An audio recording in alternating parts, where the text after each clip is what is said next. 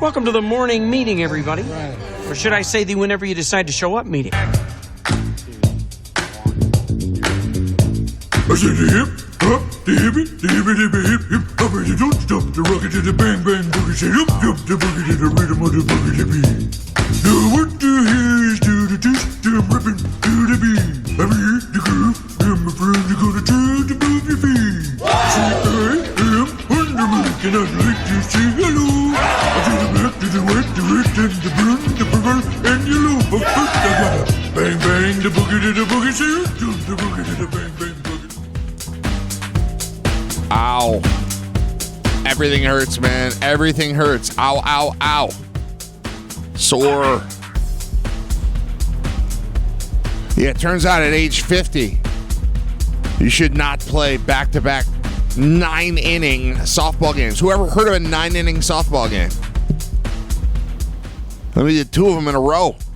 I plan on being the DJ, introducing the people, playing the music, hanging out, sitting in a chair. Nope. That was 2 nights ago. And this is the thing. Don't ever think that this is a lie. The thing about being sore 2 days after the thing you did.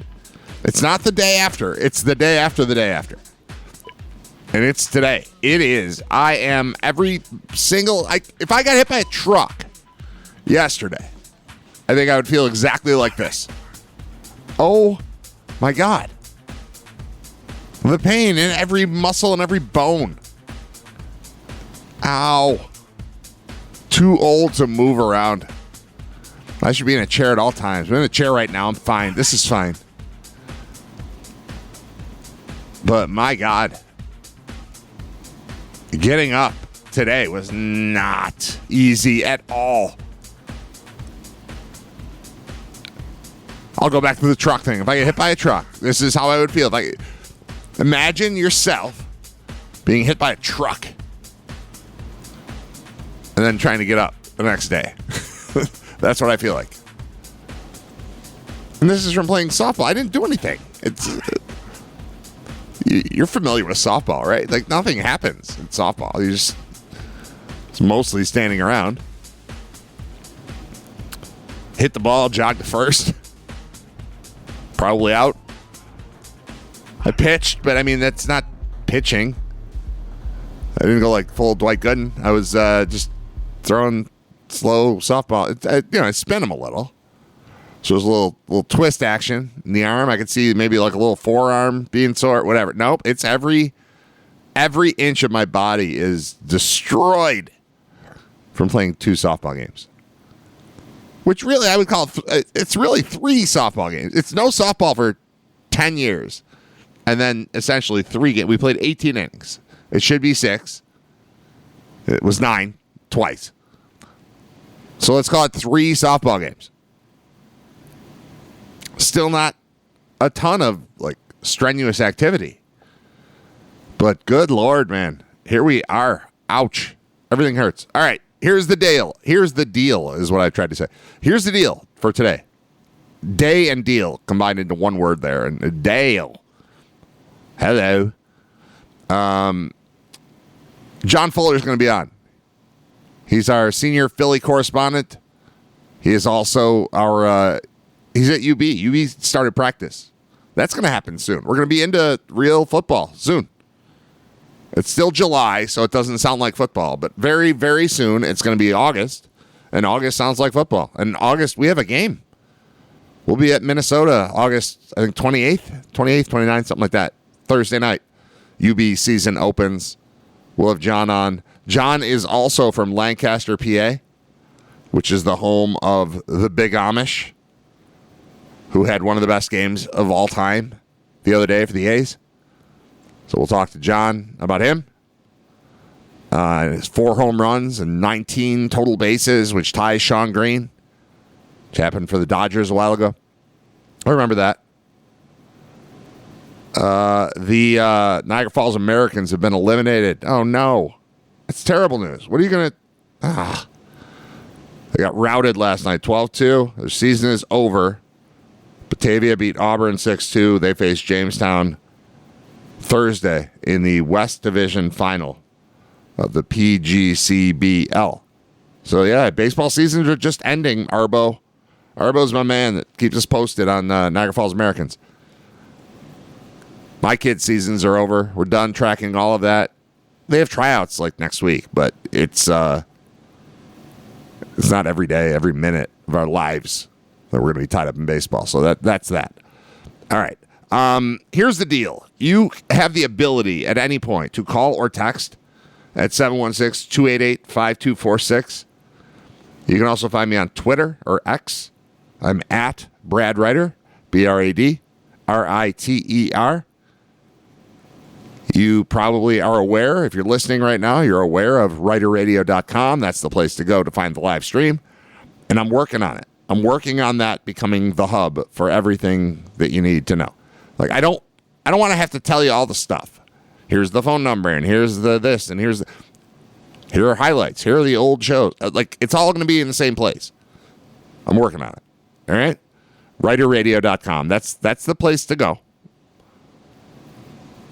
And you'll have everything. I don't know what's going on with the sound. The last, 2 or 3 days, I suddenly hear the air conditioner way more than I should. Like, when I stop talking, I hear a hiss. I'm going to stop right now. Do you hear that? I hear that. It goes up. Like, if I'm not talking, if I'm dominating the microphone, we're good.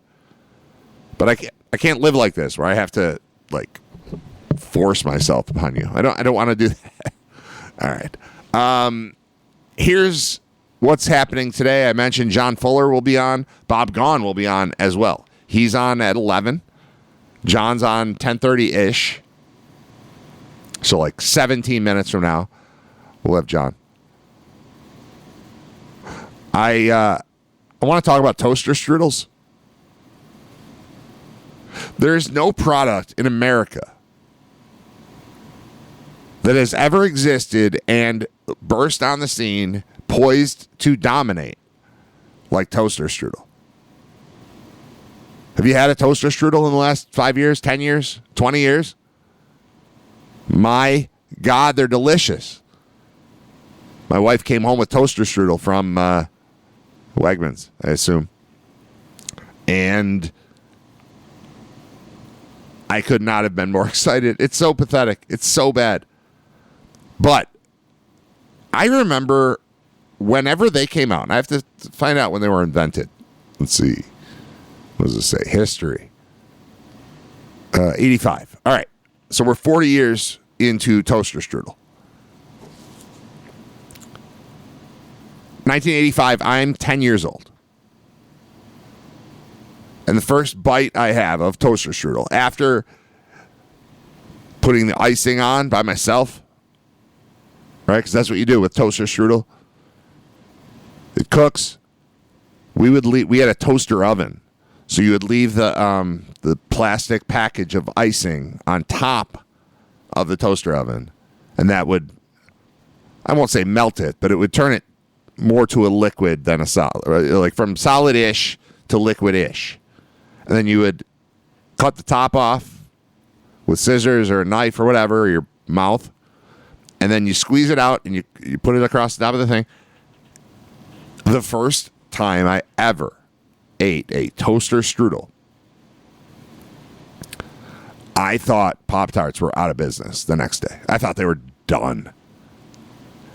And it's been 40 years, and I cannot understand how Pop-Tarts still exist when toaster strudel is in the world.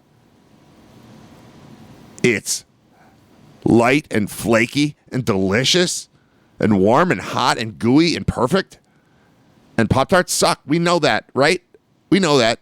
Collectively, we're aware that Pop-Tarts are bleh.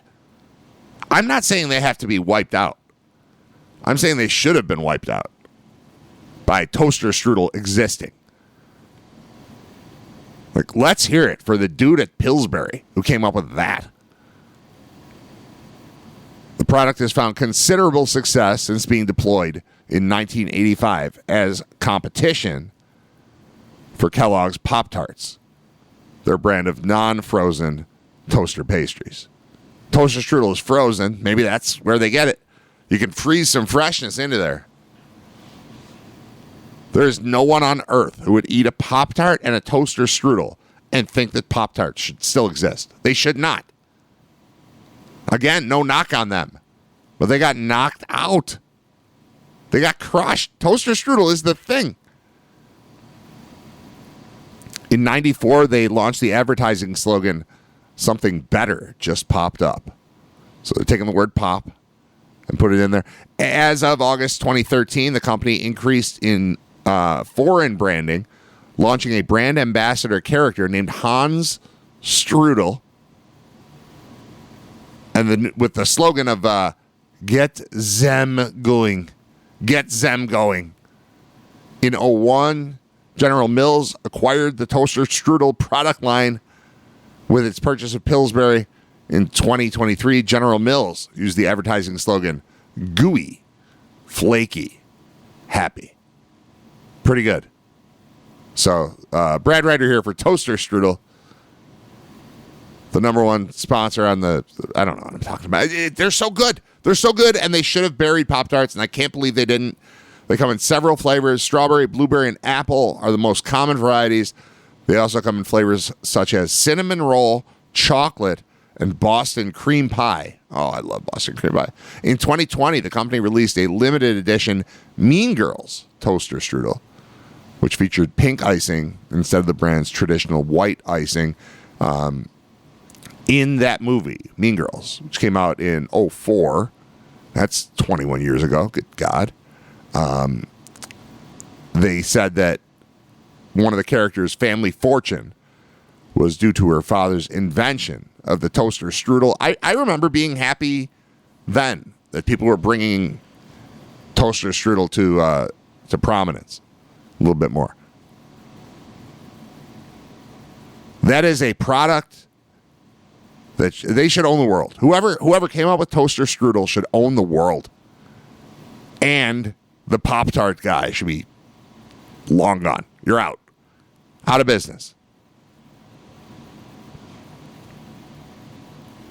I'm already going to play a song. And then John Fuller's going to be on. It's going to be awesome. So we've got some messages about toaster strudel. Nothing beats a toaster strudel and a snow day in Western New York in the mid to late 80s. Yeah. Toaster strudel is way better than Pop-Tarts, correct? Toaster strudels are the bomb. Toaster strudel, hell yes. What? No cherry flavor?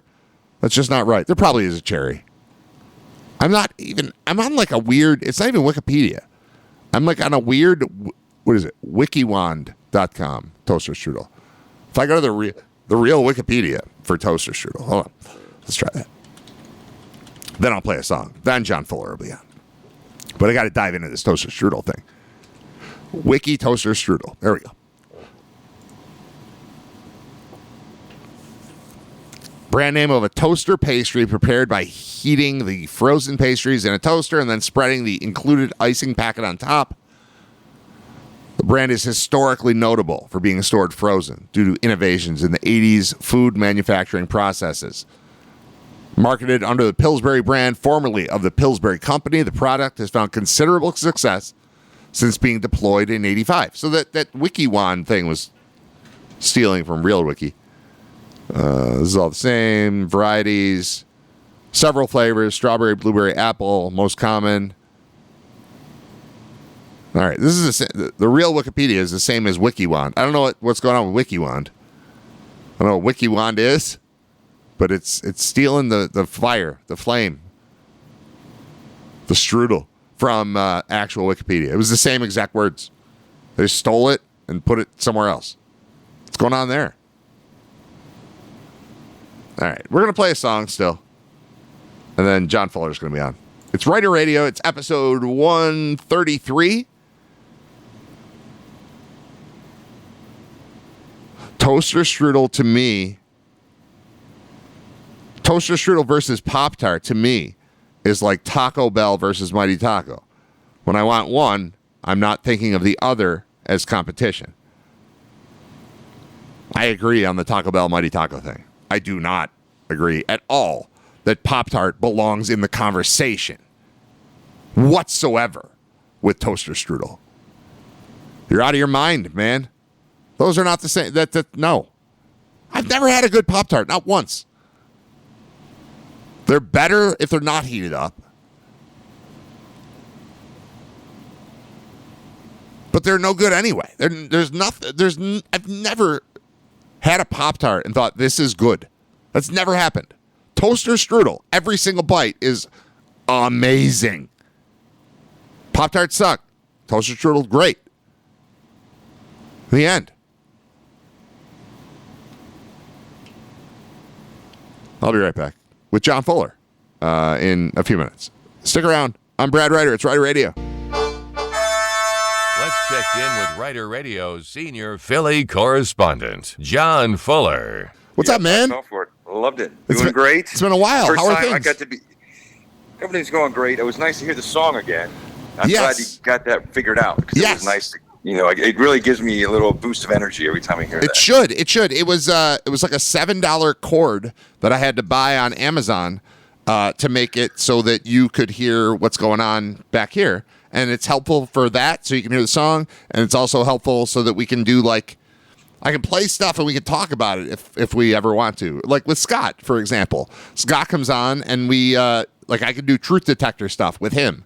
Previously, it would just be me. I'm the only one who could hear it. Listeners could hear it. Callers couldn't. Guests couldn't. No good. We're fixed. We're solved. Everything's good. How are you, John Fuller? I'm doing great. I am. Summer's over now as UB football practice has officially started. We're in day 2 of camp, so here we go. All right. So there's that. I want you to brag about your boy from Lancaster right now. Let's start with Nick Kurtz because that was a thing that just happened. It was a monumental occasion. I remember. Right. Do you remember Sean Green when he set the record for total bases? I remember that. Okay, well, it's funny you say that because I have some trivia for you. Oh, crap. If you're ready. Yeah, I'm always Nick ready. Kurtz, so I am from Lancaster, Pennsylvania, about 60 miles west of Philadelphia. The where I Big grew up. Amish. The Big Amish is Nick Kurtz. He went to Manheim Township High School, which I do have to hold against him a little bit. That was our arch rival. I went to Hempfield High School. Manheim Township was our big rival. So it knocks him down a peg or two. But he did have a 4-home-run game for the A's. Yeah. Rookie. And played at Wake Forest. I really didn't know much about him. I didn't even know he was from Lancaster until he did that. So usually I keep an eye on the hometown guys. I would think, yeah. He went to Wake Forest, and he just kind of exploded on the scene. It's like, oh, yes, nice, from Lancaster. Okay, so he was the 20th player in baseball history to hit 4 home runs in a game. Okay. There have been 7 others that have done it in the 2000s. Since Mark Whitten? Mark Whitten is the last one I'm locked in on. I remember that one happening. Yeah. That was 93. That was 93. So he was 93. Mm-hmm. 7 guys beginning in 2002 have done it. Now, you mentioned one of them because that was 2002, Sean Green. Yes. That was a 4-home-run game for the Dodgers in 2002. Yeah. Can you name it? How many other guys can you name? A 0. couple other names. Pretty big none. name. Okay. I think none. That doesn't even. It doesn't ring. I remember Sean Green. I remember Mark Whitten.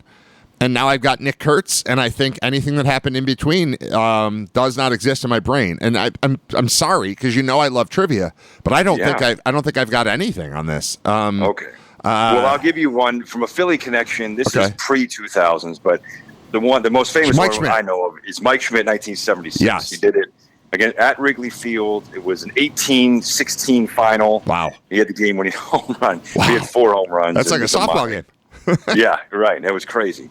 All right, so here's some other names. These are all names that are home run hitters that you would know. Mike Cameron did it for the Seattle Mariners in 2002, same year as Sean Green. I remember that. Then the next year in 2003, Toronto, one of the best, Carlos Delgado. Okay, now you're back. Yeah, we can play this way. I can't just name them, but if we're going to do it like this, I can do it. All right, keep going. 2012 for the Texas Rangers. Oh, God. This guy was like one of the best power hitters. Josh Hamilton. Hey, right. Let's go. Let's go. All right. Now Here we go.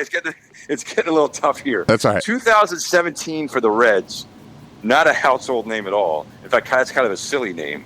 You'd never think this guy's a professional athlete with this name. Mo Linguist. Yeah. Boone Enzer. Okay, don't get me started. All right, what team? Jeanette. What team? Oh, now Scooter Jeanette Reds. for the Reds. Reds. Never going to get. I remember that, Yeah. but Reds. Yep. Okay. Yeah, and then the Arizona Diamondbacks have had the last two. One in 2017. Okay. Also played for the Red Sox. More known for the Red Sox, I would say. He had initials for first names. Initials for first name. J.D. Drew. Yes. Oh my God, J.D. is correct. Okay. But not J.D. Drew. J.D. Salinger. J.D. I don't know, man. I don't know. I'm J.D. right, Martinez. I'm right there. Martinez. Yes. Okay. Yep. You got the J.D. That's Yeah, close that's enough. good. And That then was good. it happened earlier this year, which I didn't. I was looking No, this up. this one I saw, and I never heard of the guy. I think. So Suarez. Yeah, I don't know who that is. So he's like a big. He's plays with the Diamondbacks. He's on the trading block right now. He's going to be a coveted trade component here. All right. So there you go. Hey, I did okay Nick, for not knowing. I did that okay. was pretty good. That was pretty good. Yeah. So Nick Kurtz. We're proud of Nick Kurtz being from Lancaster. Adds to the list of famous baseball players from Lancaster, Pennsylvania. You know, not a big place, but has had a number of guys make the league. Yeah. I will say a couple journeymen, like not huge names, but Travis Jankowski has played. He won a World Series with the Rangers, but he's been like a journeyman outfielder. Chris Heisey played for the Reds for a number of years, kind of a journey, I remember that name. platoon guy. Yeah. But now the big name. So Gene Garber, I don't know if you remember Gene Garber. Absolutely, Twins. The Twins. They played for the Braves. He was a closer. Had a good. He played almost a 20-year career. He was. He played for a long time. And then the two we're most proud of, both played on the 1982 World Series for the Cardinals. The Cardinals World Series. All right. But we have Bruce Sutter, Hall of Famer. Wow. Hall of Fame. I didn't know closer. that one. That's nice. Yes, he's from Lancaster, Pennsylvania. He got the winning. He struck out the last batter to win the 1982 World Series. He won the Rolaids Award at some point. I remember that from like a sticker book or something. Yes, like four times Rolaids. Remember that was the thing? helmet, the fireman helmet. Yeah. Yes, I remember that now. That's right. All right. And then Tommy Herr is probably most notable. Tommy Herr. Oh, he's the best. He went to my high school. So he went to Hempfield High School. His jersey's retired in our gym. Is he like 10 years older than you, probably, right? Maybe 15. Really? That much? Okay. Yeah, because I graduated in 90. He started like the early 80s, I think. Yeah, he was on like the 82 Cardinals. So, yeah. Yeah, that makes sense. So but he was on that team. And when I was doing this research, Tommy Herr, second baseman, he has the all-time record. He was never a Gold Glove, but he holds the career record for fielding percentage by National League second baseman. Really? Like 989. Wow. Whoa. It's pretty specific. Whoa. But 989. 989 career fielding percentage. That's a high. Yeah. That's crazy. And never won a Gold Glove. That's stupid. Well, who was playing when he who was taking Gold Gloves from him? Johnny Ray? No. Like who? He played all through the 80s. He started I think 79 and then through 91. So basically all through the 80s. National and he mostly played the National League. He played for the Cardinals and he played for the Phillies for a little bit and he played for the Giants. He played for the Twins, I think, and he played for the Mets. So most of his entire career. He played for the Mets? I don't remember that. He's the Cardinals to me. His last year, he's definitely Cardinals and then Phillies and then Mets and the 82 Cardinals, 85 Cardinals. He's on both of those, I believe. That's correct. I love the Mets. So the best games of the year were Mets Cardinals games. That like in that era, that was unbelievable to see the Mets and Cardinals play. So I knew that team very well. Like I love John Tudor. I love Joaquin Andujar. In fact, even though I was rooting against them, I love that team because they were just the best competition. He had a famous home run. He had a walk-off. Tommy Herr had a walk-off grand slam against the Mets sometime in the mid-'80s. But it must have been seat cushion giveaway game. Oh, no. So if you go back and watch the video. Oh, yeah, I'm going to watch it right now. And just cushions flying all over the place. Tommy Herr cushion. Let's see what happens. Googling Tommy Herr cushion. Yeah, there it is. Walk-off 4/18/87 seat cushion night Mets. Hold on. Let's see if we can hear it. No, let's play it together here. Let's see what happens here. All right. There's no audio. Hold on. No. That's my fault. Here we go. Out of here, a grand slam home run, and the Cardinals win it as Tommy Herr has hit a grand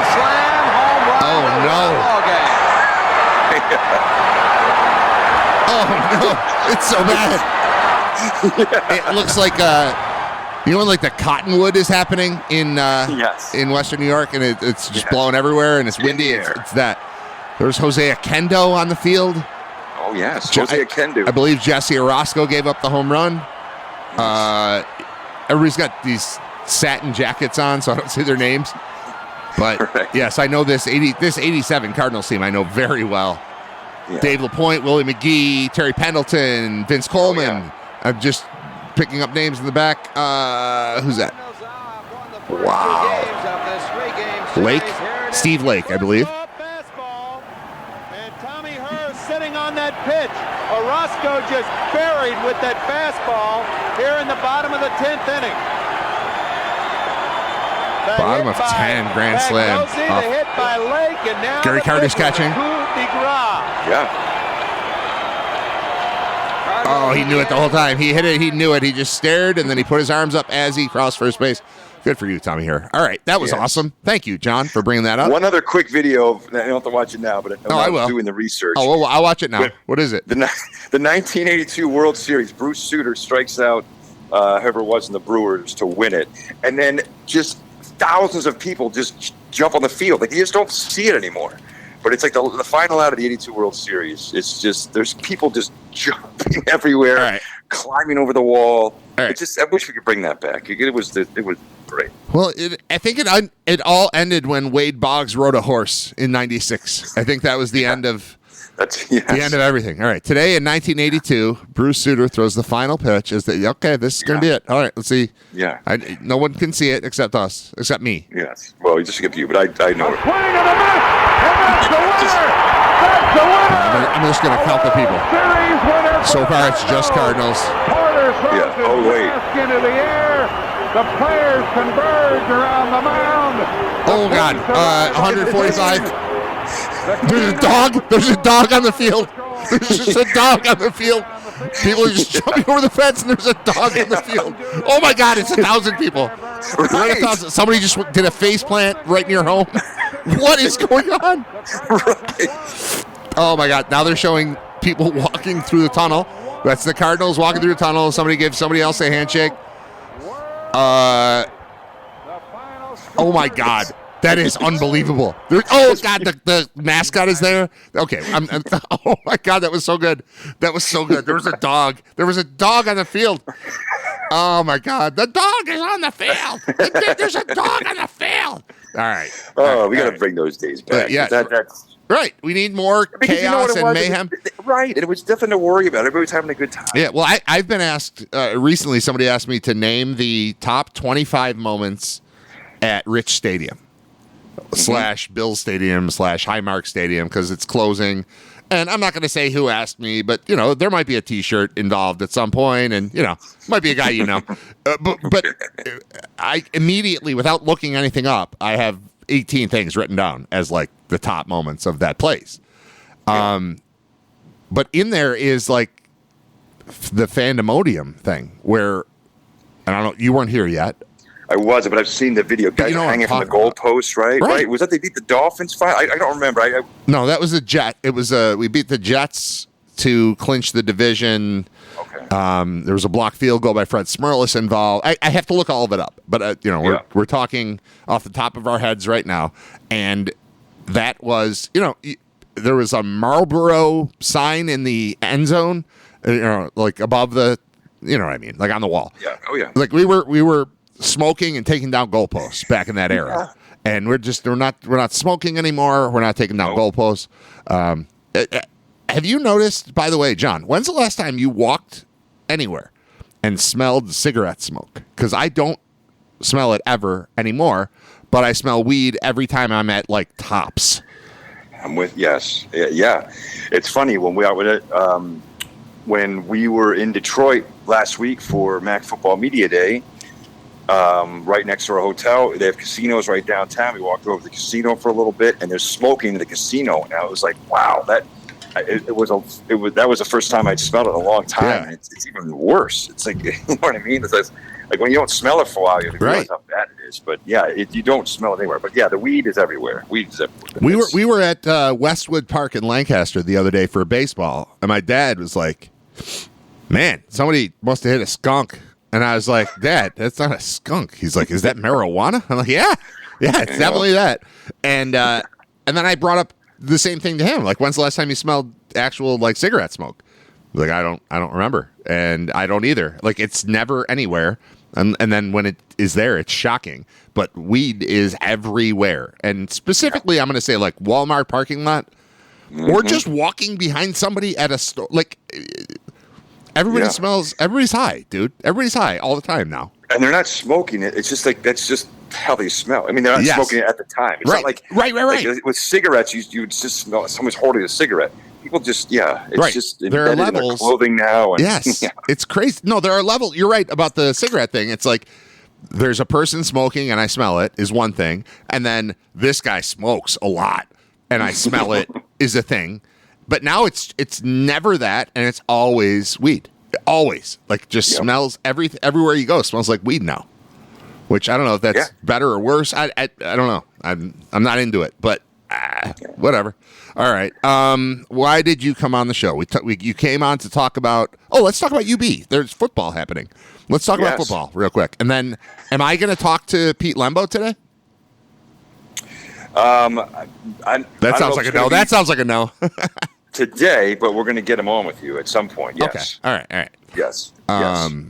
Okay, so let's talk about the situation with the UB Bulls. Who, all right, I'm going to reset this like this is a regular show where people talk about sports. Let's try that instead of what we just did.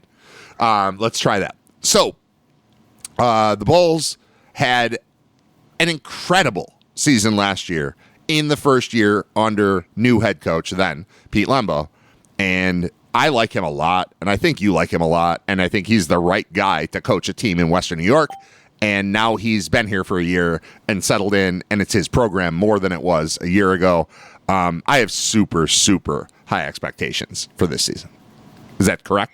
Is that okay? Yes, that's 100% correct. I do as well. I mean, I think the big, obviously the Bulls went 9-4 last year, beat Liberty in the Bahamas Bowl. Really, no one had any expectations for last year. Rarely with new coaches coming in do you see success so quickly. Yeah. So I think the bar was raised already for this season, and the best part is really didn't lose too much to the transfer portal, which a lot of our cohorts in our conference did, and most Group of 5 programs, if you have good players, they're just taking paydays and going to the Group of 5 or going to the Power 5. So the fact that we really didn't lose too much to the portal is really exciting to me, and should have Bulls fans really excited for this upcoming season. So we lost our kicker, which he was a weapon. Upton Ballenfant was a weapon last year as a kicker. He goes to Texas Tech. He's a Red Raider. He's got red hair. It fits. It's fine. Quarterback. What's the deal with our new guy Roberson, who I have not seen perform, but I played with him in the video game, and he seems fine. Yeah. Taquan Roberson is a new quarterback. Ironically enough, wears braces just like C.J. Agbana. So we're going to have a starting quarterback with braces 2 years in a row. All right. I don't know if that's anything, but so he's a guy who, he's kind of he started his career at Penn State, was a very highly recruited player, and then ends up going to UConn, where he started a couple years for them and had a good season, but then got injured. So that once he got injured, he was kind of down on the depth chart.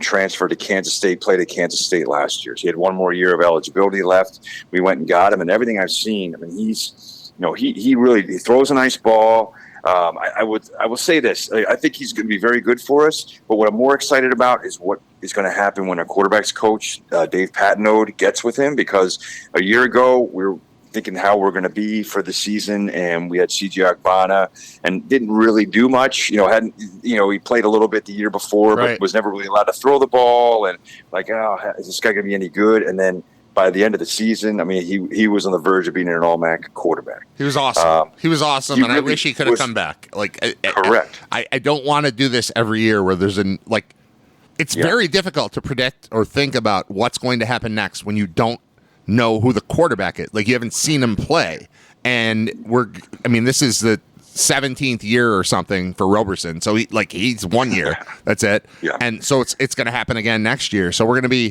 3 seasons in a row where it's like, hey, Brad, how is UB football going to be? I'm like, I don't know because I haven't seen the quarterback play.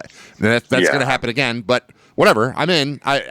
All reports and the video game tell me that Roberson is going to be a good fit. He's small-ish. He's like 6 foot flat, but he runs. So there's a lot there. I don't know what they're going to look like. Yeah, he throws a really nice ball. But again, I think, once he learns the system, and he was here all spring and looked pretty good, in the spring as well. So, but the nice thing too is we have a lot of weapons that also state. I mean, we didn't have, Nick McMillan was going to be an all-MAC receiver last year. He gets hurt in the second game. But he is back. He's been practicing and not even in brace on the knee, so he looks like he's 100% ready to go. Vic Snow was a really nice surprise last year. Becomes a third team All-MAC guy, and just a really valuable weapon in not just the receiving game. Weapon is the right word for him. Like he's correct. He's one of those guys that we've seen over the years other teams have, and we haven't had that guy in a while, and now we have one in Victor Snow. Yeah, and then we got another receiver, Josiah Gavings from UConn, a transfer who started his career as Akron, who was played really well at Akron, went to UConn, and had a good season for them, but I think was one a little more playing time. So I would anticipate he's going to be probably the third starter in there, and that's a nice group of 3 starters, and we have just behind them some pretty good depth at that position. Running back as well, Algie Henderson was a 1,000-yard rusher last year. Yeah, and he leads a very talented running back group. So there's a lot of depth at that position too. So and that's just the offense, and that's not even the good side. No, I'm gonna talk about Red Murdoch in a second. When did Lamar Sperling go to Bowling Green? Like, I just learned about that within the last couple days. He's Ohio player of the year in football a couple of years ago, hadn't found his way to the top of the depth chart. I think because, I don't know, LJ's smarter or something. And then I just found out that he's on BG now. Like, I don't even know what happened there. Do you? Oh, I don't think that's true. Okay. Who said that? Scott. Oh. I believe. All right. You know what? I'm gonna look. I'm sorry. I did not mean to do this to you. Hold on. I'm gonna look this up. I'm gonna look this up in real time. Lamar Sperling wiki. That's all I'm gonna do. All right. Okay. All right. First thing that comes up is Bulls. Second thing is Bulls. Third thing is Mr. Football Ohio. Did Scott lie to me? I'm sorry for doing this, dude. We'll delete it. We'll delete it for the podcast version. But this is live. This is what happens in real life. Wow. Okay. The fifth thing that comes up is Red Murdoch, by the way. Right. That's awesome. All right. Let's pretend that last 30 seconds didn't happen. Okay. Let's talk about Red Murdoch, who you went to Detroit with because he's the best. Like, I know we're going to miss Dolak. I know that. Yeah. But Red is just, that's a crazy. I am more excited. I'm as excited for Red's season as I've been for any player since Khalil Mack was here. I believe in Red, and he's going to dominate people this year, I think. Yeah, so obviously Sean Dolak got all the headlines last year, as he should. He had a phenomenal season for us. But Red Murdoch was right behind him. I mean, I don't think people realize Red Murdoch was, while Sean led the nation in tackles, Red Murdoch was number 2 in tackles in the whole country. 156 tackles, 16 and a half tackles for loss, and led the nation in forced fumbles with 7. He has 12 forced fumbles for his career. He is 4 shy of the all-time NCAA record for forced fumbles held by, Khalil Mack, which is which is just crazy. Yeah, and he wants that. He's like, he will get that record. He said it as we walked off the field in the Bahamas. So he's already talking about the fact that he's going to force 5 fumbles this season. Yeah, that's a thing. Oh yeah, he knows. We were talking about it after the game against in the Bahamas. He knows exactly where he is, and he wants to do that. He wants to punch a ball out, and he's just really good at that, and he looks even bigger and stronger this year. And I think, with him and then Deion Crawford coming back at the other linebacker spot, I think he's going to play more linebacker than last year. They kind of used him as a Swiss Army knife because they wanted to get him on the field with Sean and Red, but now it's Red and Deion. It's those guys, and and that's what I'm saying. The defensive line looks really strong. I mean, the defense of this team is going to be really, really good. It's going to keep them in games. So while the offense, will probably, come along a little slower just because it normally does with the new quarterback and new components. I'm really excited about this. Yeah, we're gonna have some fun this year, aren't we? They only have 5 trips this year, 5 road trips. I think we're going to 7 though. I think we're gonna go out of town 7 times this year. That's how I feel, and it's a lot based on Red. I really believe in Red and Deion. I think that is going to be disgusting. I think those 2 guys playing for real all the time is going to be a massive thing for Western New York. I'm very excited for this season. Well, I love Pete. I love Pete. I don't know Roberson. I believe in the defense. I think we're going to have fun. I mean, that's kind of where I stand. People ask me all the time, what's going on with UB football? And I never know until about, mid-September what we're looking at. You're looking at it, behind the scenes. You're seeing the practices. You're hearing what the coaches are talking about, all that stuff. I don't have that. It takes me a little while to warm up, but, man, I'm excited about what's about to happen with the Bulls. Yeah, and on that defense side of the ball, we didn't even talk about Kobe Stewart, who led the MAC in sacks last year with 9.5. So it's right. I mean, right. Kobe Stewart's he went in the portal and didn't go anywhere, and he's here. Yeah, he came back. Oh yeah. There's a lot to be excited about for UB football this year, and we're under a month, August 28th at Minnesota. We can beat Minnesota, dude. I know, and then if we beat Minnesota, it's on, right? Right, we're gonna be ranked. Maybe. I'm very excited. I'm amplifying it a little too much, I think, but if we win, we're gonna play. We're not playing. We're just gonna go and sit at a piano bar. It's okay. Yeah, that was fun. That was great. Dollar Old Milwaukee's or something at that place. That was Paps, awesome. Was it Paps? Maybe I don't know, something crappy.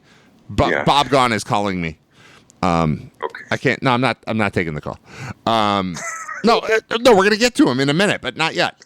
So we're gonna if they win in Minnesota, they're gonna be 1-0 heading into an FCS game. And then another FCS game. Right. And then Kent, which is, I think, the worst team in the country. And then, what's our other one? Troy at home, right? Troy at home and UConn at home. Not, So in the first 5 weeks, we have 4 home games? And 1... We're at Kent State. That's right. Okay. Yeah, so, at Minnesota... Home against St. Francis, at Kent State. Nothing, at Kent and then State. 3 in a row at home. Oh, my God. Then we have Eastern maybe at home, I think. Whatever. But then the season. So you can be, let's say, 4-1 or 5-0. Yeah, we're getting somewhere there. This is going to be a year. This is going to be something. I have to let you go. Thank you, John Fuller. I appreciate you for coming on and speaking Lancaster stuff and UB stuff and whatever. All right. I'm going to play a song, and we'll be back with Bob Gaughan in just a moment. Thanks, John. There's John Fuller. I'm Brad Ryder. It's Ryder Radio. It's episode 133 of the digital version of Ryder Radio. The Lamar Sperling thing, I apologize for popping that on John because I don't think it's real. He's just on the Bulls still, right?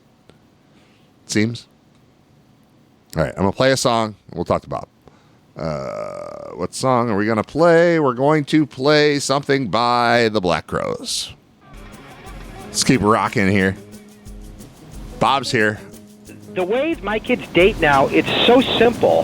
They go on an app, whether it's Grindr or whatever, they swipe right, swipe left, and they get the date automatically. Let's check in with Writer Radio's Living legend. Bob Gaughan. All right, we're checking in with Bob. What's up, Bob? Hey, Brad. Actually, going to that Grindr comment, my kid, the king of Grindr, Dalton, is now using that. He should thank us. He really should thank us for this. Why? Because, when you're trying to date somebody or you're meeting somebody, the first thing, it's important just to start talking about something. Right? Yep. Just anything. Talk about something. Let's go. So do you know he is like, meets a girl and says, "You're not going to believe what my father did to me." He went on the radio. And he called me the king of Grindr on the radio with this guy, Brad, and they laugh about all the... And you know what it does? Yeah. It shows humility for him. The girl laughs. The girl laughs. And now this is his icebreaker. This is his icebreaker to get in. And I'm thinking, he should thank us now. This is his icebreaker for all time now. And we gave it to him. We did. And he uses it to his advantage. Yeah, just by you being an idiot. And not even, like, why would you know the difference between Grindr and some other app? Why would you know that? You wouldn't. That was the name that you had in your head, and so you said it, and that became a thing, and it's still a thing, and I will continue. Like, you will never be on again without this playing. The way my kids date now, it's so simple. They go on an app, whether it's Grindr or whatever, they swipe right, swipe left, and they get the date automatically. You're not even committed to Grindr. You're like, whether it's Grindr or whatever. Like it was very casual. It was you being using your knowledge the best way you could. You just mentioned a word because, again, you always have told me never let the facts get in the way of a good story, right? So correct. It's like, I don't know, Grindr or something, and it's something else. Like, I'm pretty sure Dalton's never been on Grindr, but in this world, he's now better on the other apps because of the Grindr story. Love it. Right, and he's again. It's now he hated that story. Now he's like, this is great. Right. This is actually I'm owning it. Yep. And now he says it's a great icebreaker for everybody that he comes across. On every of the other dating, or meets a girl in a bar, or whatever it is. Yeah, good so for him. it's good for him. Again, thank us, me and him, me and you. We helped this kid out for the rest of his life. We did until he finds it. Yeah. Just by pretending that he liked dudes for cocaine. Like it's fine. Yeah, right. That's all we did. How about your other son? Is he reaping the benefits as well, or no? No, not yet. No, just the one. Just the one. Good enough. The only. All right. What's on your mind, Bob Gaughan? Well, of course, the Bills and all the injuries. I will say this about the Hairston injury. If no matter what happens, I think that's the one position the Bills are pretty deep at. So if you remember, we were talking that we thought that they might have to cut Dane Jackson if things go down. So it's not ideal, and I haven't heard. I know there is hope that it's not that serious, but I was thinking if it was, it's certainly not ideal, but it would be the one position I think the Bills could sustain an injury at. Of course, unfortunately, then what you would be hoping for is a guy like Trey White is healthy. And I don't think that will happen. That's the other. I mean, that's kind of the downside. If this does happen, then I'm really counting on Trey White to be healthy for the whole season. Right. I don't think that's going to happen. Which we haven't seen in 7 years. So yeah, right. Right. So that is a problem. But but at least there is some depth there. Oh, but isn't it amazing to picture Trey White just being Trey White again? Like, that would be so cool. So we'll see. Forced out of Tuesday's practice with an injury. Dane Jackson said via Matt Perino, it was a freak trip up. That's bad. Non-contact. That's bad. first round pick, left the field to be examined by the medical staff, and that's all we have right now. Christian Benford said, I was upset that somebody who's a pure-hearted kid, that someone that you work with off the field so much, you put so much time in, and they fall like that. I'm sick about that. No further word. And that's from, our boy at Pro Football Talk. Mike Harrison Florida. but Harrison did give a cryptic message like 11 o'clock late that kind of gave some hope. Okay. So if he is out for the year, I'm kind of upset the message that he sent, because the message he sent kind of gave like hope that it's not a. So don't send me that message if I find out later that he's out. Come on. I think you probably misused the word cryptic there, and then I would like to say that I absolutely blindsided John Fuller by telling him that Lamar Sperling transferred to Bowling Green. That was Scott Wilson telling me about what happened in his video game, as it turns out. So it's kind of the same thing. It's like I don't know. I don't know what's going on, but we'll figure it out. We'd be happy. We are happy to have Sperling. We are happy to have Hairston. If they're both missing, that's fine. But what we're talking about is garbage. Like, we're not good at this, it seems. So whatever. Okay, moving on, Bob. Let's go. Well, the one good news to come out of training camp was some of the defensive linemen that have looked good, like T.J. Sanders has looked really good, and so is Deion Walker. The two of the rookies, those guys need to be good week one against Baltimore, because they're going to try to run the ball down your throat, and you already have two guys out because of the suspension. So if there's anybody that I need to be good week one, day one, and that's not usually the case, because sometimes with rookies, like, I don't care, ease them in, and make sure they're. Yeah, or even if it's I'll ease you in and see you at week 8. Yeah. That's not the case with the three defensive linemen need to hit the ground running. So I know Landon Jackson, he's battling some injuries, but the other two guys, Walker and Sanders, the reports out early are they seem like they are hitting the ground running. That's exactly what the Bills need, because they need them for the Baltimore game right from the start. Yeah. Well, Sanders to me is the most interesting, and not to knock the Hairston pick. That I'm fine with Hairston, and if he's here this year, fine. If he's not, that's fine. If he's hurt, whatever. Sanders is the one where it was kind of. There was like a polar thing where people really believed in him and also thought, no way.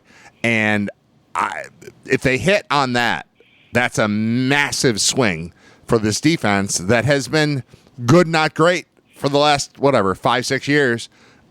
They need pressure from that spot. And if he's legit, if he's the, Epinesa times about 2.5, is kind of what I need out of Sanders. And if he's that, then they're in really good shape. Well, if you remember, this goes back to the Manning cast last year. Remember Bill Belichick's on the Manning cast last year? And I always remember this little nugget where he says, you do realize, like, Sean McDermott's defense is all predicated that the defensive line is good. Everything else is if his defensive line is not good, his defense isn't good. So I don't know this story. You don't remember? No, he said that whatever, it was a Monday night game, and he's on the Manning cast. I can't watch all the channels at the same time, Bob. I can't watch everything. I know. So he says that, but that's, to your point, those guys are more important than Hairston. He can to Sean McDermott's defense. He needs a good defensive line, so that means I need all three of those guys potentially to be. They're more important in my eyes to this defense than even Hairston, because I can probably live with a solid Dane Jackson. No, would it be better if Hairston's all pro? Of course it would be. Or a Trey White. Like, something can happen there. But at the end, we need it to work. We need it to work. Right. I need all of them fully functional, and then I need an addition to that. And that could happen with these guys. So, yeah. Because if Hairston's great and those three guys stink, it's over. It doesn't matter. No, it doesn't matter. But if those three guys are great, and Harrison doesn't play, and I got Trey White, I'm still fine. I'm absolutely fine. No, but it doesn't cut both ways there. Not at all. Yep. I'm good. I'm good with that. Yeah. All right. What else? Rob Manfred had a bad week, the commissioner of baseball. One you heard of, the other one you might not have. All right, let's go. So I'm going to talk about the one. The one is that he got yelled at by Bryce Harper because he got Bryce Harper tried to throw him out of the Phillies dugout, Phillies locker room. Is this on the stolen base, the home stolen base thing, or no? No, this was about potentially a salary cap coming in. Oh, all right. And he brought up salary. I don't know this. Okay, so his salary cap, he's kind of preparing the players because there is a negotiation coming up. He said next year, and he brought up salary cap, and Bryce Harper is like, you can just get out of this locker room because we're not going for that. So that kind of bodes that there could be a problem between the negotiations between the players and the owners because it looks like the owners are going to go for salary cap. So that was one story. Everybody talked about that. But here's another story that I don't think it got nearly as much coverage, and I think it should. Lucas Giolito, pitcher for the Red Sox, goes to Manfred and says, Manfred couldn't believe what I was about to say, and I can't believe Manfred's shocked. And he said, you realize in some professional sport or college, there's going to be a fan that assaults a player because of gambling. Because he said, do you know that how much criticism I get every time I have a bad start? It's scary. So Giolito goes to me, he says, Manfred looked at him like he was crazy. I don't think he's crazy at all. No. I mean, everybody, it's a matter, is it not? Is Giolito's exactly right. It's just a matter of time, right? That some person lost money on some athlete or some college athlete, and the word's going to come out that somebody got assaulted in their driveway by a fan that lost a bet. Giolito said it's going to happen. It's happening. It's just a matter of time. 100%. Yeah. Exactly. And he said the shock of it was that Manfred looks at him like he's got a third eye. Like, I can't believe you think that's going to happen. What do you mean you think it's? And everybody else I've told the story to says the exact same thing you said. 100%. 100%. Dude, they did like wheelies in the driveway or the yard of Leotis McKelvin when he fumbled the kickoff against the Patriots 10, 12, 15 years ago. That happened. Like, of course this exists. If we're legalizing gambling, we're legalizing trouble. And I'm okay with it, but we have to recognize that it exists. Like, this is for sure a problem. And looking at him like he has three heads is wrong. He's just bringing the obvious to the table. Right. And again, scary thing, but the only person that I think was shocked about that whole thing was the commissioner of baseball. Everybody else I've told the story to said the reaction was 100%. It's obvious it's going to happen. Right. It's going to happen, and it's just a matter of time. Whether we're talking, is it going to happen in 6 months, 1 year, 2 years, whatever, it's happening, and it's going to happen right away. 100%. Hey, lastly, all right, Hulk Hogan dies. Okay? Right after Ozzy. The day after Ozzy. They're just legends. They're just legends and people that are like icons. Right. But I do have to say, now far be it from me. Brad. This is going to suck. Whatever you're about to do is going to suck. I hate it already. Okay. Go. All right. I did prepare you for it, though. Yeah.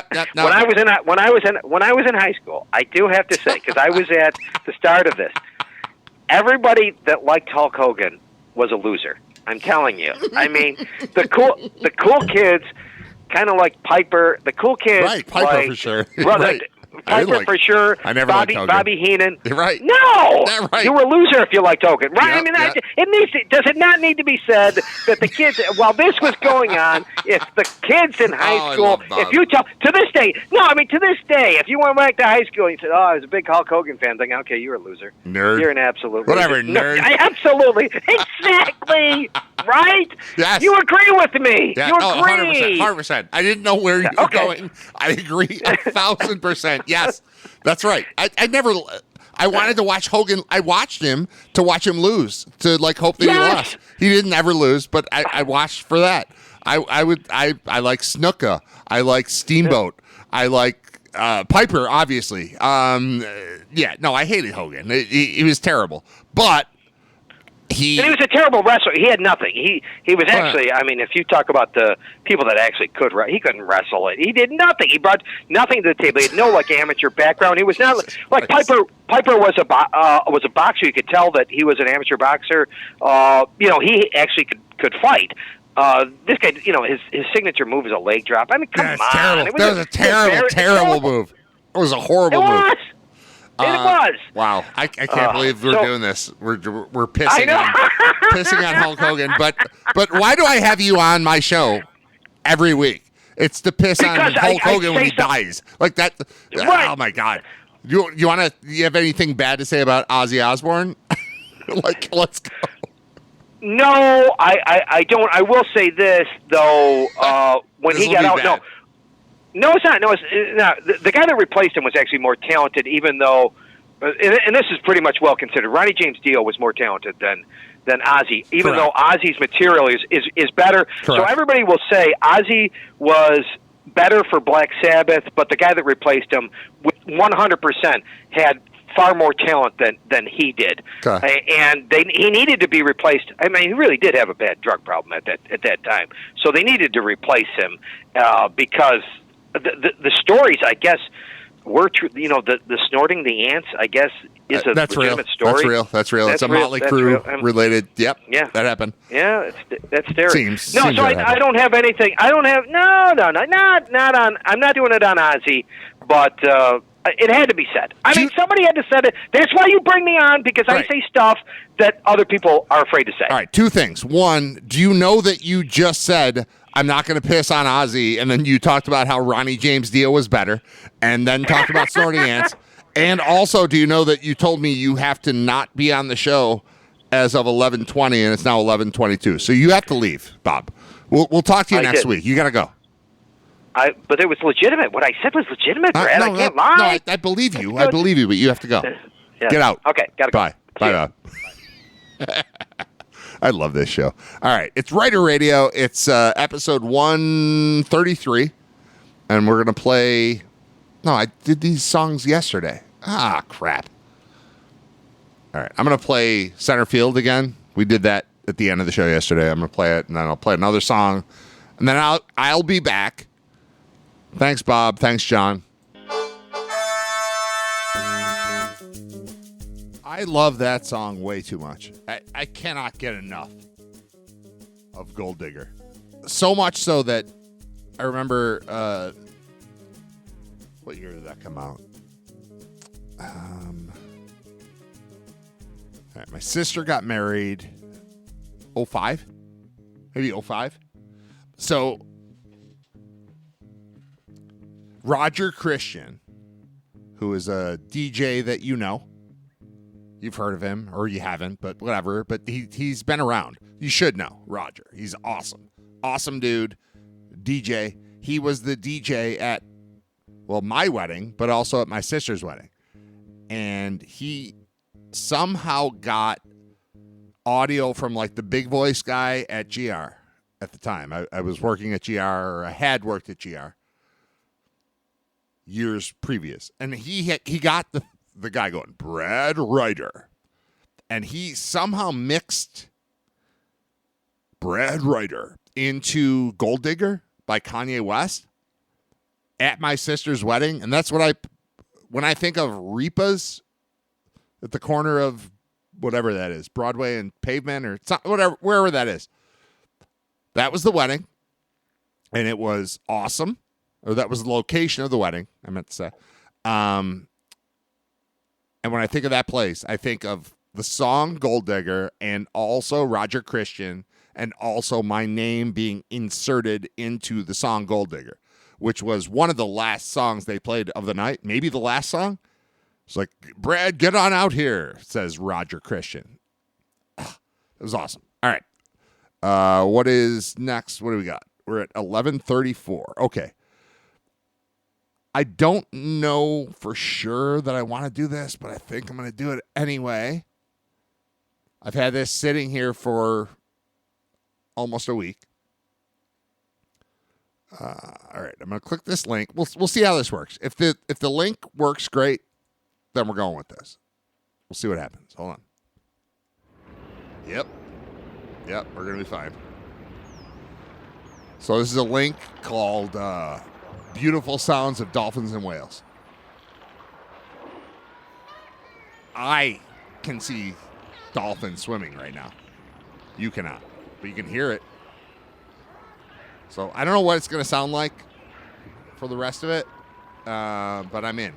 All right, so that's going to play, and then we're going to talk about 13 mind-blowing facts about whales and dolphins that will make you love them even more. I've been planning to do this for close to a week.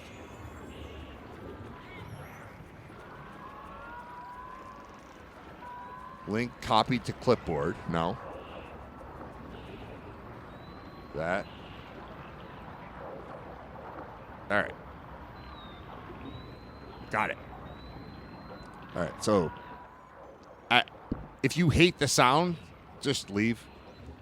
But I like it so far. What is this? Why does it say number 3? What's going on? It's supposed to be 13 things here.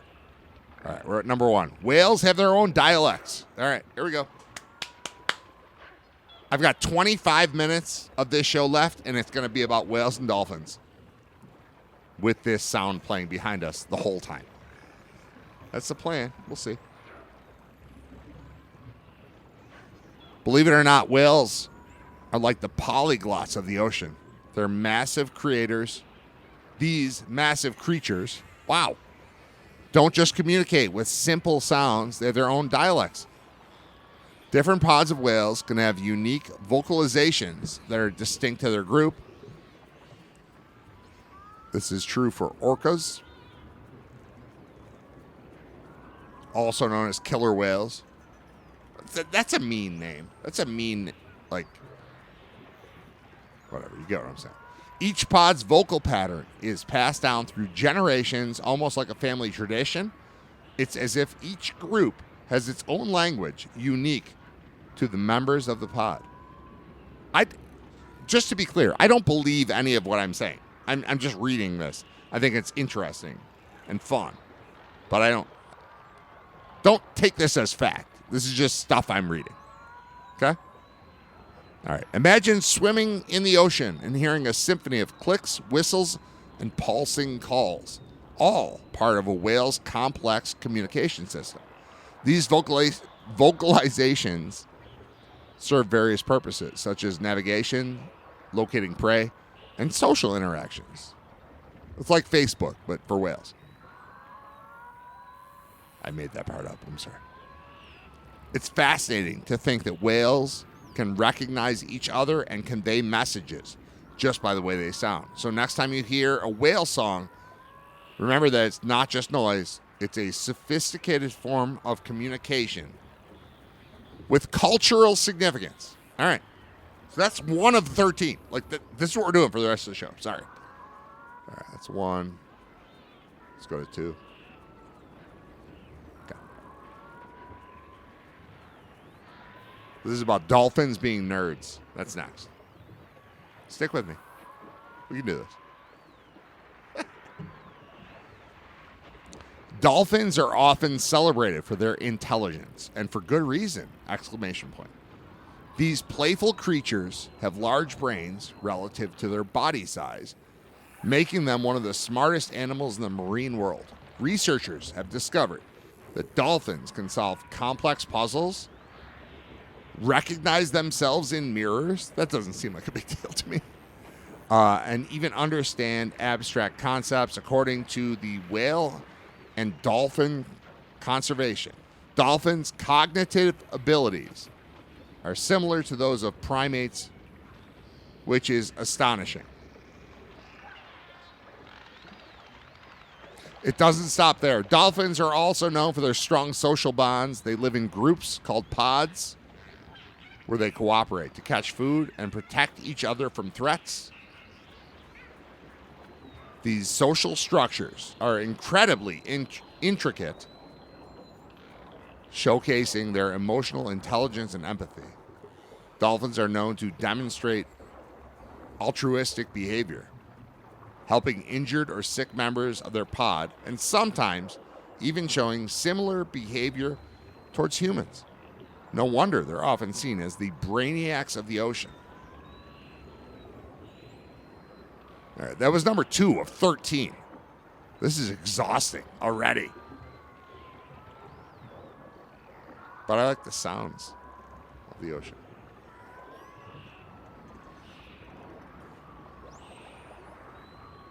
Holy crap. Number 3, some whales can live over 200 years? What? Imagine witnessing multiple generations of your family grow up while you swim the seas for over 2 centuries. That's what some bowhead whales experience, as they are known to live for more than 200 years! Exclamation point.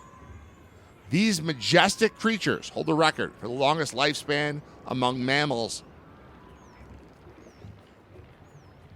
Scientific studies have revealed that bowhead whales have unique genetic adaptations that contribute to their extended lifespans. This is crazy. Enhanced DNA repair mechanisms, resistance to age-related diseases. Bowhead whales gracefully age in the pristine waters of the Arctic and subarctic regions.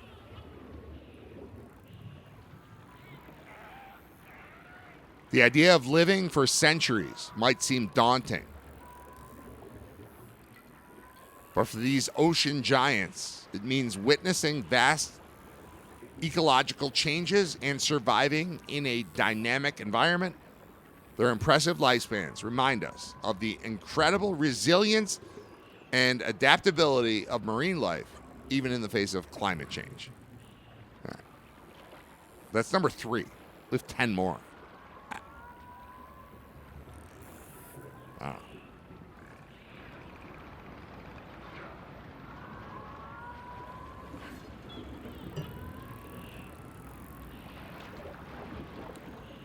Whale number 4. Whales have heartbeats you can hear from miles away. What? If you've ever wondered just how powerful hold on. Just how powerful a whale can be, consider this: a blue whale's heartbeat can be detected from over 2 miles away. Blue whales are the largest animals to have ever existed, and their hearts are as big as a small car. The sheer power of a blue whale's heartbeat is a testament to their immense size and strength. Scientists have used special equipment to measure their heartbeats during deep dives, revealing incredible insights into their physiology. When blue whales dive, their heart rate slows dramatically to conserve oxygen, showcasing an extraordinary ability to adapt to deep-sea conditions. Once they resurface, their heart rate quickly increases to pump oxygen-rich blood throughout their massive bodies. It's fascinating biological rhythm. It's a fascinating biological rhythm that supports their enormous size and energetic demands. Next time you think of these gentle giants, picture their mighty hearts pulsing rhythmically beneath the waves. Truly a wonder of nature. This is exhausting. I thought this would be like a fun little, couple minute thing. I'm tired from trying to read all these words. They're so long.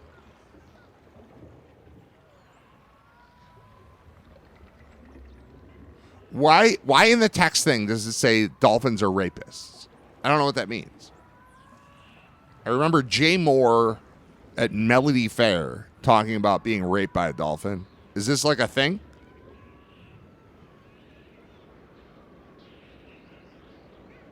I'm going to play a song. I don't want to talk anymore. This is, all of it is excessive.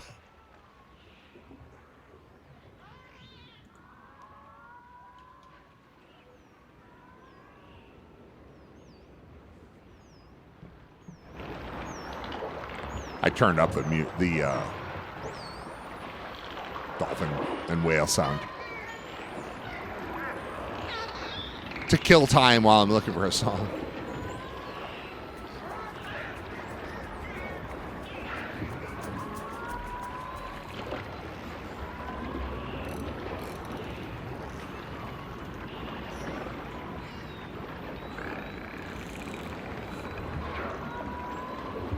What do you want to hear, America?